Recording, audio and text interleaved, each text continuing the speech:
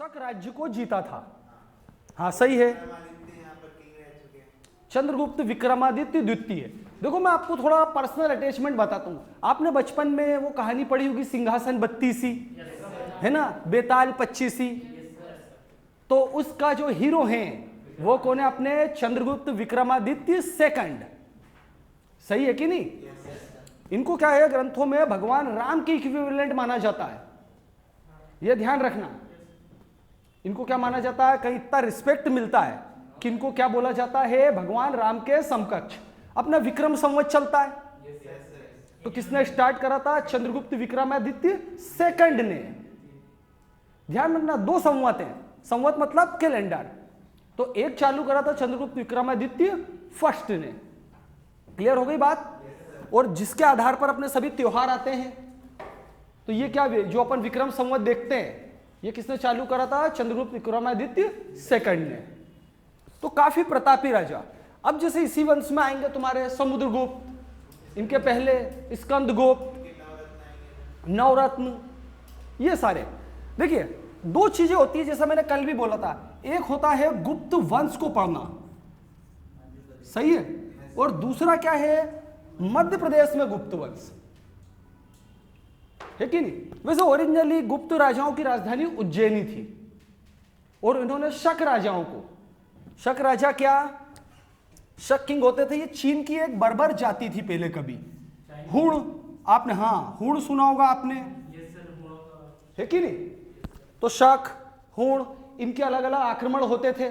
तो इन्होंने बहुत वीरता के साथ में जो है इनको विफल करा था, शक राजाओं को हराया, शक वंश को खत्म ही करा था चंद्रगुप्त विक्रमादित्य सेकंड ने। ये ध्यान रखना है कि नहीं? वैसे अपने को यहां देखना है कि गुप्त वंश से रिलेटेड हिस्टोरिकल बातें क्या क्या है एमपी की। यहां पर अपन ये नहीं पढ़ते कि गुप्त वंश का क्या, श्रीगुप्त क्या, घटोत्कच क्या, इनकी डिटेल नहीं। मध्य प्रदेश से इनका डायरेक्ट कनेक्शन क्या क्या है। तो सबसे पहले स्टार्ट करो, लिखो गुप्त वंश की स्थापना श्रीगुप्त ने की थी। श्रीगुप्त, गुप्त राजाओं की राजधानी उज्जैन थी, ठीक है ना? अब इनसे रिलेटेड अपन आते हैं। फर्स्ट लिखो मंदसौर अभिलेख, लिखो मंदसौर एडिक्ट। मंदसौर अभिलेख के अनुसार, मंदसौर अभिलेख के अनुसार मालवा पर गुप्त वंश का शासन था। पहली बात तो आपको देखो यही क्वेश्चन आएगा सबसे पहला कि मंदसौर अभिलेख किस डायनेस्टी, किस वंश से रिलेटेड है? तो किससे हो जाएगा? गुप्त वंश से। अब इसके अंदर क्या क्या चीजें लिखी हुई है। इस अभिलेख को वत्स भट्टी ने स्थापित करा था। वत्स भट्टी ने स्थापित किया था, एस्टेब्लिश्ड बाय वत्स भट्टी। इस अभिलेख में सूर्य मंदिर के निर्माण का वर्णन किया गया है। इस अभिलेख में सूर्य मंदिर के निर्माण का वर्णन किया गया है। नेक्स्ट लाइन इसमें, तथा कुमार गुप्त शासन काल का वर्णन किया गया है। शासन काल, जब वो राजा थे तो उनके समय पर क्या क्या घटनाएं घटी, उनके क्या क्या वर्क करते थे, सबका वर्णन काय में है? मंदसौर अभिलेख में। तो देखो सबसे पहला कि मंदसौर अभिलेख कैसे रिलेटेड है? गुप्त किंग से। स्टेब्लिश करने वाले का नाम वत्स भट्टी, है ना? और यहां से अपने को क्या चीजें मिली है, कौन कौन से फैक्ट्स अपने को मिले इनके, कि गुप्त राजाओं में जो है कुमार गुप्त थे, उनका पूरा एडमिनिस्ट्रेशन, कि वो कैसे काम करते थे, सारी बातें उनके बारे में, सारी इंफॉर्मेशन। सही है? चलो आगे लिखो साची अभिलेख। इस अभिलेख को हरि स्वामिनी द्वारा स्थापित किया गया था, जिसमें गुप्त शासकों द्वारा आर्य संघ को दान देने का उल्लेख है। जिसमें गुप्त शासकों द्वारा आर्य संघ को दान देने का उल्लेख है। आर्य संघ ये प्रॉपर नाउन नहीं, इसको इसे लिख लो, आर्य लोगों का ग्रुप, आर्य संघ ही लिख लो, दान देने का उल्लेख है। उदयगिरी गुफा लेख या गुहा लेख, उदयगिरी कहां आती है? विदिशा। गुफा या गुहा मतलब क्या? लेख, गुहा लेख। तो ये भी आता है कि उदयगिरी गुहा लेख किससे रिलेटेड है? तो गुप्त डायनेस्टी। सही है? अब देखो इस समय क्या हुआ था कि जब गुप्त राजाओं का शासन था तो कोई शंकर नाम के व्यक्ति ने यहां पे मूर्ति की स्थापना की थी। लिखो इस अभिलेख के अनुसार गुप्त काल में शंकर नामक व्यक्ति ने पार्श्वनाथ किस धर्म से रिलेटेड है? जैन धर्म। देख लो, जैन तीर्थंकर, तीर्थंकर मतलब भगवान समझो आप। जैन तीर्थंकर पार्श्वनाथ की मूर्ति स्थापित करी थी, यानी एक मंदिर बन गया, वहां पे मूर्ति स्थापित करने का मतलब ही है। तुम्हें आता है अशोकनगर जिले में। इस अभिलेख में गुप्त शासकों को शरदकालीन सूर्य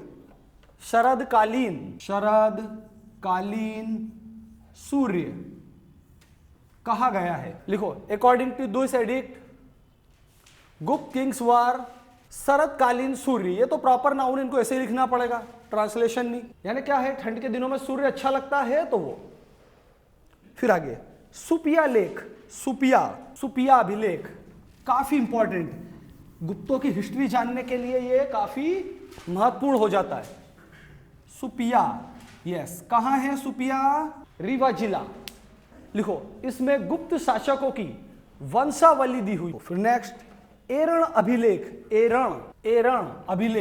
यस, ये कहां पर है? एरण, सागर जिला। तो पहले लिखो, इस अभिलेख से भारत में हूण जनजाति की उपस्थिति का पता चलता है। इस लेख से भारत में हूण जनजाति की उपस्थिति का पता चलता है, तथा वराह प्रतिमा के निर्माण का उल्लेख मिलता है। वराह की प्रतिमा, वराह समझते हैं? व्हाट वराह? हाँ, वराह अवतार लिया था विष्णु भगवान ने, बट एग्जैक्टली अपन समझने के लिए वराह क्या? पिग, पॉर्क, यस, वराह अवतार यही है। कभी आप जाओगे खजुराहो में और एरण में तो दो ही जगह आपको ये मूर्तियां मिलेगी। खजुराहो में एक मंदिर है और दूसरा कहां पर है? एरण। दो ही जगह है जहां तक मुझे याद है मध्य प्रदेश में। यहाँ पे वराह की मूर्तियां बहुत बड़े साइज की, 6-8 फीट हाइट है, खजुराहो में भी है ना। तो वराह की मूर्ति का जानकारी मिलती है, उल्लेख मिलता है। चलो अब आगे लिखते हैं। लिखो, नेक्स्ट लिखो, एरण अभिलेख में ही लिख लो। एरण अभिलेख और भी तो हैं, मैंने अभी बोला ना आपको कि एक से ज्यादा। एरण अभिलेख एक और भी है, लिखो। देखो, इसमें 2-3 बातें ये आती है। क्या होता है, जैसे अभिलेख है, कोई बड़ी सी चट्टान के ऊपर उन्होंने कुछ लिखा हुआ है। अब अलग अलग समय पर अलग अलग किंग आते हैं, तो वो इसी में क्या करेंगे, मान लीजिए इनको स्पेस मिल गई तो आगे एड करवा देंगे, या फिर इसी के पास में एक नया लगवा देंगे। सही है ना? इसी कई बातें, या आसपास के किसी मंदिर में दूसरा लगा दें। एरण वगैरह बहुत हिस्टोरिकल प्लेसेस है, साची, तो काफी सारे अभिलेख हैं। लिखो, एरण अभिलेख लिख लो। है तो जगह का नाम एरण ही लिखना पड़ेगा ना। अब आगे तुम थोड़ा इसमें क्या दोनों में अंतर अब समझ में आएगा। पार्ट नंबर 2 डाल दो, उसमें कुछ नहीं, 2 डाल दो, है ना। अब ये थोड़ा पर्टिकुलर हो जाता है। लिखो, भानुगुप्त के एरण अभिलेख से, इसके ब्रैकेट में डेट लिख लो 510। देखो क्या था, भानुगुप्त के समय पर उनके कोई सेनापति और मित्र थे जिनका नाम था गोपीराज, है ना। कोई बुक में गोपीराज का नाम थोड़ा बहुत चेंज करके दिया हो तो कोई ऐसा अंतर मत समझना। तो ये युद्ध में क्या हुआ था, इनकी गोपीराज की डेथ हो गई थी। तो जैसे होता था कि पहले पुराने जमाने में महिलाएं सती होती थी, है कि नहीं, तो वहां पर कई बार अलग अलग जगहों पर कुछ पत्थर को रख दिया जाता था, है ना, उनकी याद में कि ये महिला यहां पर सती हुई थी।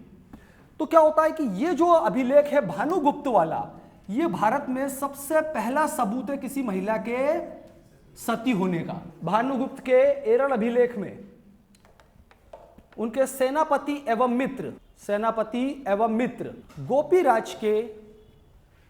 गोपीराज की मृत्यु हो जाने पर उनकी पत्नी के सती होने का प्रमाण है। अब लिखो क्वाइंस के बारे में। तो देखो, भारत में चांदी के सिक्के सबसे पहले किसने चलाए थे? चंद्रगुप्त विक्रमादित्य सेकंड ने। कि भारत में सबसे पहले चांदी के सिक्के चंद्रगुप्त विक्रमादित्य सेकंड द्वारा ही जारी किए गए थे। और देखो, इन्होंने ही क्या करा था, सबसे पहली बार भारत में वो सिक्के जारी करे थे जिसमें क्वीन, रानी का भी फोटो था। इससे पहले कभी भारत में किसी भी किंग ने राजा और रानी दोनों के सिक्के जारी नहीं करे थे। यानी भारत में पहली बार करेंसी के ऊपर किसी महिला का फोटो आया। तो कौन थे? चंद्रगुप्त विक्रमादित्य सेकंड। लिखो, चंद्रगुप्त विक्रमादित्य सेकंड ने ही सबसे पहली बार अपनी रानी के साथ सिक्के जारी किए थे, फोटो वाले थे। तो फर्स्ट टाइम इन इंडिया। अब लिखो, समुद्रगुप्त ने विभिन्न प्रकार के सिक्के समुद्रगुप्त प्रथम ने विभिन्न प्रकार के, मतलब क्या कहने का मतलब क्या, उनका वेट अलग अलग था। चाहो तो लिख लो आप डिफरेंट वेट, अलग अलग भार वाले सिक्के जारी करे थे, जिसमें सबसे भारी हेवीएस्ट कौन से थे? गरुड़ मुद्रा, जिसमें सबसे भारी क्या थे? गरुड़ को तो आप समझते ही होंगे। तो सबसे भारी क्या थी? गरुड़ मुद्रा। इसको बोलते हैं गरुड़ मुद्रा। तो जारी करने वाले कौन थे? समुद्रगुप्त। अब देखो, इसमें 2-3 बातें और काम की आ जाती है। देखो, इनके कई सिक्कों पर 2 चीजें, एक तो कुछ सिक्कों पर इनको खुद को वीणा बजाते हुए दिखाया गया है। वीणा आप समझते हैं, म्यूजिकल इंस्ट्रूमेंट। तो इसका मतलब क्या? ये संगीत प्रेमी थे। और एक और बात आती है कि इनके कुछ सिक्कों पर काय का चिन्ह बना हुआ है, किसी शिप का, पानी के जहाज का, है ना। तो इसका मीनिंग क्या कि ये लोग नेवी भी रखते थे। वैसे समुद्रगुप्त के बारे में बोला जाता है कि इसके घोड़े ने 3 समुद्र का पानी पिया है। मतलब क्या कि इसमें पूरे साउथ इंडिया तक को जीत लिया था। अपन जब प्राचीन भारत में गुप्त वंश चलेंगे तो बहुत डिटेल में पढ़ना रहता है। अभी अपन एमपी स्पेशल चल रहा है, इसलिए इतनी ज्यादा बातें नहीं कर रहे हैं इनसे, अब बस एमपी से कनेक्शन देख रहे हैं। तो 2-3 बातें लिख लो, है ना। गरुड़ मुद्रा हो गया है, शुरुआत करी इन्होंने, धीरे धीरे शक राजा ने उज्जैन को जीता। और देखो क्या होता था, ये राजा बनने के बाद देखो नॉर्थ में इन्होंने जिन राजाओं को जीता, नॉर्थ में, वैसे इन्होंने सभी को जीत लिया था। आर्यवर्त के टोटल 39 के आसपास किंग आते हैं। इनके समय पर कोई भी भारत की ऐसी ताकत नहीं थी जो इनसे हारी ना हो। तो नॉर्थ में इनकी पॉलिसी क्या होती थी कि हम जीतेंगे और उसके बाद डायरेक्ट उस क्षेत्र पर हम रूल करेंगे। और साउथ में क्या होते थे, जीतने के बाद वहीं के किंग को अपना ये सामंत बना देते थे। ऐसे डबल पॉलिसी समुद्रगुप्त की चलती थी। बहुत इंटरेस्टिंग है समुद्रगुप्त के बारे में, आप यदि पर्सनली भी पढ़ो तो बहुत अच्छी अच्छी बातें, पर्सनली भी इनको ध्यान रखा करो, ठीक है ना। यहां तक लिखो, गरुड़ मुद्रा जारी करी थी। अब लिखे आगे, लिखो, इनके सिक्कों पर समुद्रगुप्त को वीणा बजाते हुए दर्शाया गया है। अब वीणा बजाने से तात्पर्य क्या कि संगीत में बहुत इंटरेस्ट लेते थे, वीणा बजाते हुए दिखाया गया है। तथा कुछ सिक्कों पर समुद्री जहाज का चित्र अंकित है।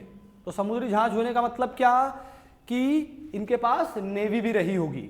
अब लिखो, इनके मंदिर, कौन कौन से मंदिर जो है गुप्त काल में बने। विष्णु मंदिर तिगवा जबलपुर, विष्णु मंदिर तिगवा जबलपुर। तो ये क्या है, गुप्त काल में बना होगा। तिगवा लिखा गया ना, तिगवा नाम का गांव है, तिगवा जबलपुर। तो यहां पर क्या है, विष्णु मंदिर, जो कब कब बना था, गुप्त काल में। अगला लिखो पॉइंट 2, शिव मंदिर नागोद सतना, शिव मंदिर नागोद सतना। लिखो पार्वती मंदिर, काफी इंपॉर्टेंट, पार्वती मंदिर नचना कुठार,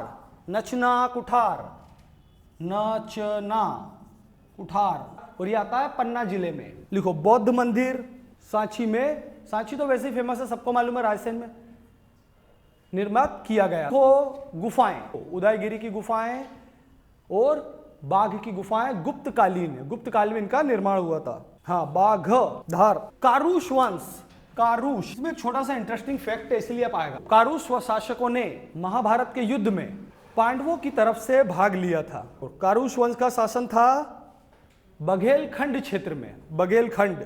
नेक्स्ट लिखे हैं शैल वंश, इनका शासन क्षेत्र बालाघाट तक था, बालाघाट जिले में था। नेक्स्ट लिखो नागवंश, बहुत प्राचीन है नागवंश, लिख लो 3री-4थी सदी में इनका शासन, 3री-4थी सदी में रहा है। लिखो, और इनकी राजधानी क्या थी, विदिशा। नागवंश के शासक भीमनाग द्वारा राजधानी पद्मावत या पद्मावती स्थानांतरित कर दी गई थी। भीमनाग द्वारा, पद्मावत, ग्वालियर। लिखो नेक्स्ट, औलिकर वंश, औलिकर, इनका शासन मध्य प्रदेश मंदसौर जिले में स्थित था। मंदसौर। चंद्रवंश, चंद्रवंश, बुंदेलखंड। अब नेक्स्ट लिखो कार्दमक वंश, कार्दमक, तो उज्जैन, इनकी राजधानी क्या थी? उज्जैन। परिव्राजक वंश, परिव्राजक, तो बुंदेलखंड। एक और छोटा सा लिखो कुषाण वंश, कुषाण। सम्राट कनिष्क के सिक्के, सम्राट कनिष्क के सिक्के शहडोल एवं हरदा से प्राप्त हुए हैं। शहडोल एवं हरदा। तथा कुषाण काल की मूर्तियां, कुषाण काल की मूर्तियां, इन्हीं के अलग अलग किंग थे काफी सारे। कुषाण काल की मूर्तियां भेड़ाघाट, भेड़ाघाट तो आपको बहुत अच्छे से मालूम है कहाँ है? जबलपुर से प्राप्त हुई है। एक और लिख लो मौखरी वंश। लिखो इस वंश की स्थापना हरिवर्मा ने की थी। मौखरी वंश की एक तांबे की मुद्रा, तांबे की मुद्रा असीरगढ़ के किले से प्राप्त हुई है। मौखरी वंश की एक तांबे की मोहर असीरगढ़ के किले से प्राप्त हुई है। इनका शासन बुंदेलखंड क्षेत्र में था। एक और लिख लो वाकाटक वंश, वाकाटक वंश, वाकाटक वंश से संबंधित गज अभिलेख पन्ना जिले से प्राप्त होता है। विंध्य शक्ति ने विदिशा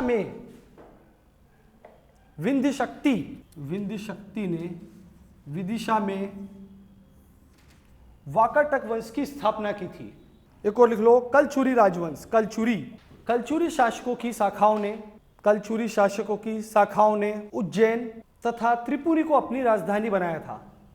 उज्जैन तथा त्रिपुरी जबलपुर में है। अब एक और लिख लो कच्छप घात वंश, कच्छप घात, तो लिख लो कच्छप घात वंश की राजधानी पद्मावती थी। मेरे ख्याल से राजवंशों में इतना बहुत है, थोड़ा अपन ने ज्यादा ही पढ़ लिया, छोटे छोटे भी करवा दिए मैंने कि एग्जाम में आपको कोई प्रॉब्लम नहीं आए।